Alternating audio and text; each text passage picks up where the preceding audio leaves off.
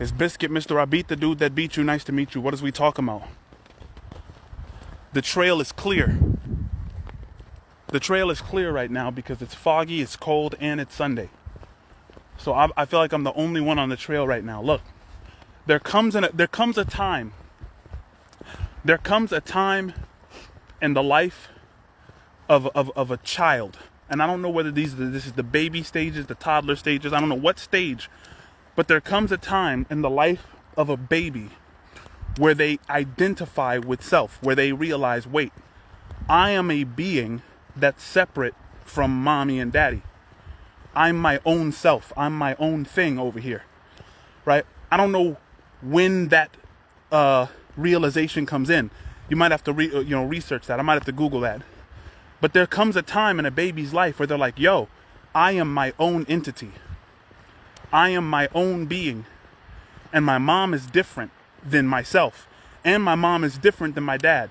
Those are two different beings, and I am myself. And shortly after that realization, where that baby realizes that it is its own entity and its own being, it then realizes not only am I my own self, not only am I my own thing, but this is my room. I have stuff. You know what I'm saying? Not only am I my own being, but I have my own room. And I'm realizing that, these are my toys. These are my things. I have my own toys. I have my own room. And as the child grows, it's like, this is daddy's food. This is mommy's food. And this is my food. Right? You're just accumulating stuff. And what that is the expansion of the ego. It's the expansion of the ego. It gets to the point where, as a young adult, as an adolescent, they're going to identify, these are my friends. These are my interests. These are my beliefs. As adults, we think, this is my religion. This is my political party. All of it is ego expansion. Even a lot of Christians who say, I am a Christian, I proclaim it boldly, right? I boldly proclaim I am a Christian. A lot of that is ego expansion too. Now listen, am I sitting here saying you shouldn't proclaim boldly that you're a Christian? Not necessarily. I'm not necessarily saying that, but I'm saying, what are you saying? Are you otherizing? Remember, the ego needs to fight in order to find its boundary, right? The ego needs to discover its boundary. So that's the reason it needs to be contrary.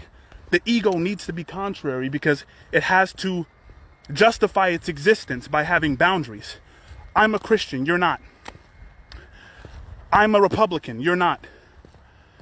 I'm a Democrat, I'm a liberal, I'm this, I'm that. And if you're not and you attack what I am, I'm going to feel like you're attacking me personally because I identify with that thing.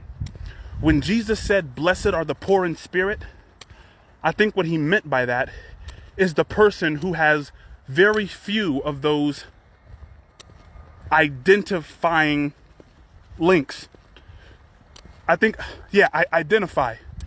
Edom and fakura. Those are the two root words.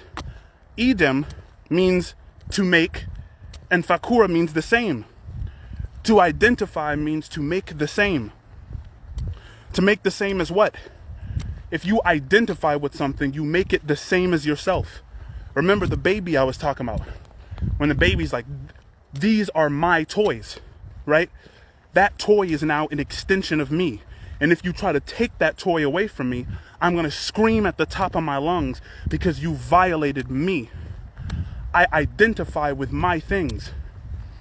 It's the reason, I got a newborn, I'm telling you, it's good. I'm going to be running experiments with this whole ego thing, buddy. Please believe it. Think about that. What do you identify with? Now, we talk about greatness. So many people want to be great. So many people say, yo, my calling is to be a writer. And when they say that, they don't mean that I'm a writer right now and I'm fulfilling my calling. What they mean is I need to be a published author. I need to be a New York Times best-selling author. I mean, think of the concept of God telling you that you have to be an author. Like when you say I'm called to do this, you're saying that, I mean, in most instances, that God has ordained that you are to be this great thing that accomplishes this great, huge thing. When in reality, your calling is the present. My calling right now is to be having this talk on this walk. And when I enter my house, my calling will be to hold my daughter and give my wife a break. Those are callings. Those are callings. You too. Neighbors. It's really a trip. It's really a trip. Darren, what's good, my guy? Blessed are the poor in spirit. The poor in spirit. The types of people who are not attached, who don't feel, who feel the same loss at the news that their friend's car has been stolen as the news that their own car has been stolen. Am I saying I'm at that place? No, I'm not at that place. I'm not there. I don't have that maturity level, but I know that that's the aim. That's the goal. And ego leads to depression, man. Like, so many people who think life sucks, it's because their ego is looking for more stuff to grab. Remember, the ego is never full. It's never satisfied. The ego is never satisfied. That's the reason corporations make so much by selling you stuff, is because the more stuff you get, and that stuff goes out of style, you're going to desire even more stuff. And you're teaching yourself that temporary satisfaction of that stuff that you want is going to lead to kind of that short-term gain. It's like a drug, you know. Ego is identification with structure, whether it's a mental structure, whether it's an object, to identify with it, to say this is mine, to the degree that you feel violated when those things are taken away from you. Will you feel diminished as a person if you were to lose your car? Will you feel diminished as a person if you were to give up your attachment to your political party, for instance? And listen, I'm preaching to myself, which is most of what I'm doing when I go live. I'm not saying that I have the answer or that I'm an ego-free person. Anyone who knows me closely knows that I'm not an ego-free person at all. Believe that. But you get to the point where you've accumulated so much stuff and you've attached so much, you've identified with so much structure. You say, okay, this is my house, these are my friends, this is my car, these are my political organizations and affiliations, this is my worldview philosophy, I'm a Christian, I'm a Buddhist, I'm a Muslim. And it gets to the point where you've accumulated so much that you start to even say, this is my life. And then you're in real danger. When you get to the point of being so egotistical, and the thing is, most of us just say it as a matter of course, right? We don't know that we're saying something that's ridiculous when we say, this is my life. It's like, when you say this is my life, you're saying I am something separate. I own something called a life. It's trippy. When you say this is my life, you're saying me and life are different, and I am the proud owner of one life. Think of how crazy that is to say. And when people say this is my life, those are the same people that are scared of death. When people say this is my life, those are the same people that are scared of death, because death is coming to take something that they've identified with. They're like, how can you take this from me? This is my life. These are the same people that are traumatized at the idea of like being confined to a wheelchair or you know, getting the news from a doctor that their life is ending shortly. Now listen, I'm not trying to beat up on or denigrate people who are in a traumatic situation where their life is ending in a short period of time. I'm not trying to denigrate those people, and I feel compassion for those people. But the people who are afraid of death are the people who have made the mistake of assuming that their life is their possession. You should never say, this is my life. You can't own life. You are life. How can you lose something that you are? How can you lose something that you are? And people are walking around saying, this is my life, right? I can do whatever I want with my life. Don't tell me how to live my life. They've even gotten to the point of their ego where they make their life a possession. And those are the same people who are scared of death. A way to beat the fear of death, is to say, yo, I don't have a life to lose. Remember Jesus said, and I might misquote it because it's been a long time since I read it, right? I need to get back up on my Bible more. But Jesus said, those who gain their life will lose it. Those who lose their life will find it. Maybe that's the gem. Jesus was saying, look, don't identify with life. Didn't Jesus even say that they can take your very life, right? Give unto Caesar what is Caesar's, right? Render unto Caesar what's Caesar's. Caesar could even take your life, right? The government can even take your life, right? But the thing that belongs to God is the spiritual thing. It's real deep. It's not your life in the first place.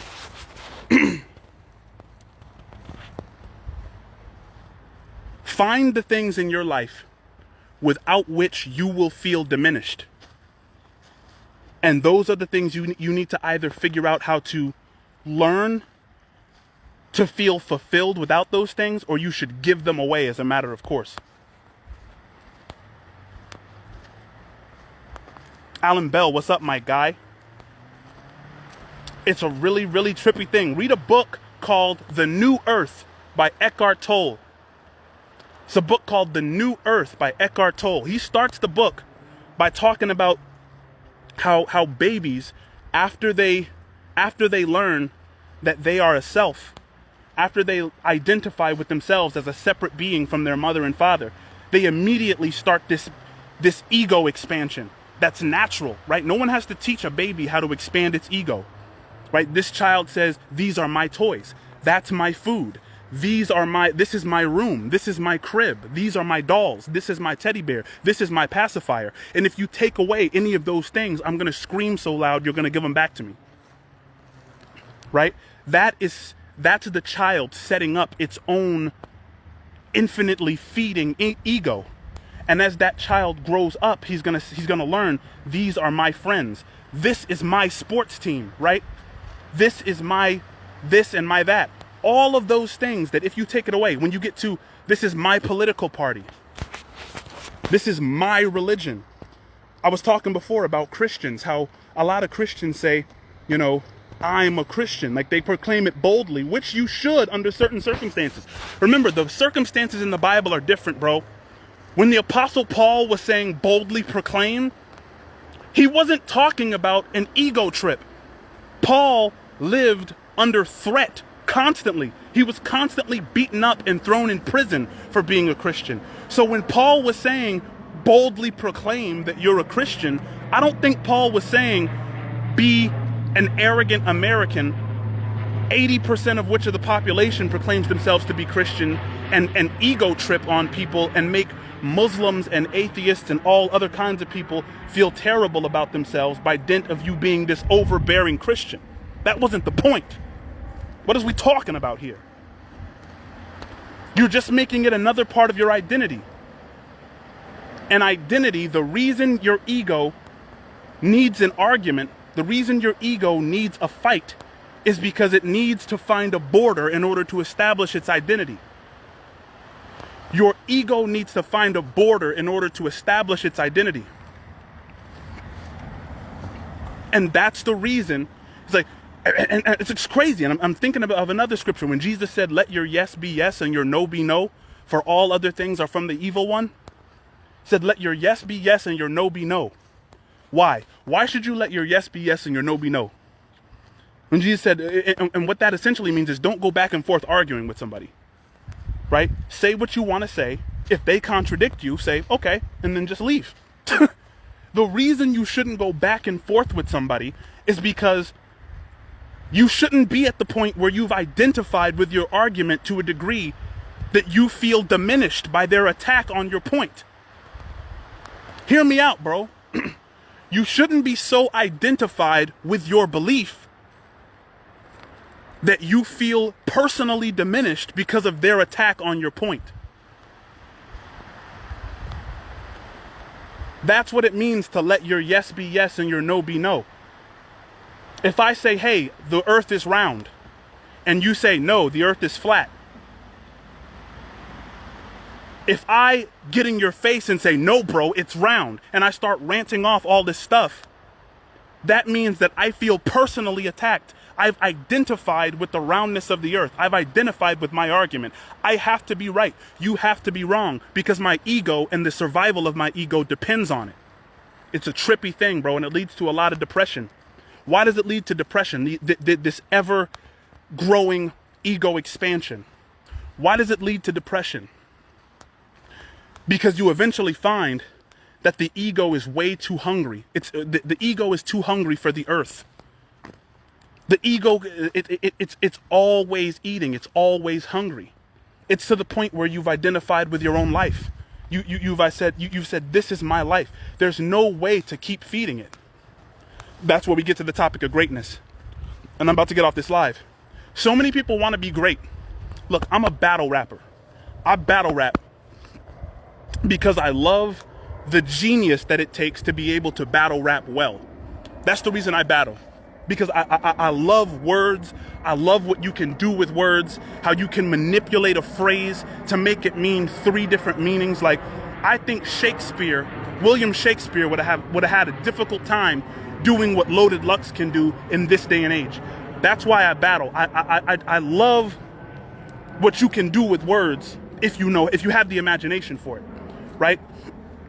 But I've been doing it for 10 years, so I've met a lot of battlers who say, bro, I want to battle Lux. Like, I want to battle Nitty. I want to battle the greats.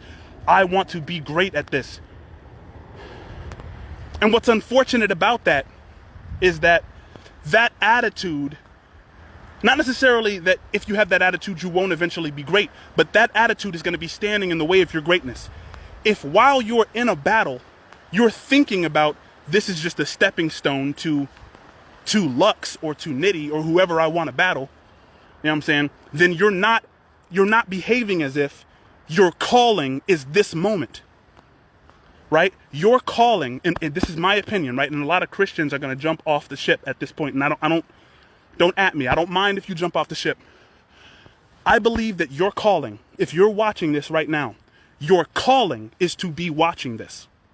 If you turn it off and go make some cereal, your calling is to be making that cereal. Do it consciously. Do it with all of your presence. If you're hanging out with your daughter, if you're hanging out with your wife, your calling is to be hanging out with your daughter and paying attention to her. If you're hanging out with your wife, your calling is to be hanging out with your wife until she wants to go to bed or, do whatever she wants to do. You're called to be in the present moment. The ego is a dysfunctional relationship with the present. The ego is a dysfunctional relationship with the present. Love y'all.